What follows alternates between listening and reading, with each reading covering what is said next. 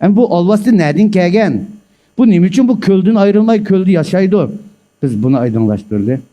Şahsın asli Tanrı osmondaki Yurun Sultan'ınki bunun tuluq ismi Güvenliyen Tacan deydi kitapta.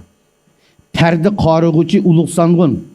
Can degan gap, Sanğun degan gap, Tacan degan gap, Uluq Sanğun degan gap. Demek şahsınınki asli o'rni bu Tanrı diye yaşaydigan bir evliya derecelik adam. Yani ki Tanrı ordusununki Osman Şahi Yurun Sultan'ınki yendi turduğun bobiyo dep düşündü. Bundan kaya bobiyo okşar. Demek padişahının yendi. Doğru perdenin padişahının toru perdeli oldu mu burunki? Doğru kayırıp turduğun, hancer tutup padişahının yerinde karavılık turduğun has leşker. Demek sağşınınki Tanrı'daki Osman ordusuki o'rni mana mushundaq bir o'rinda.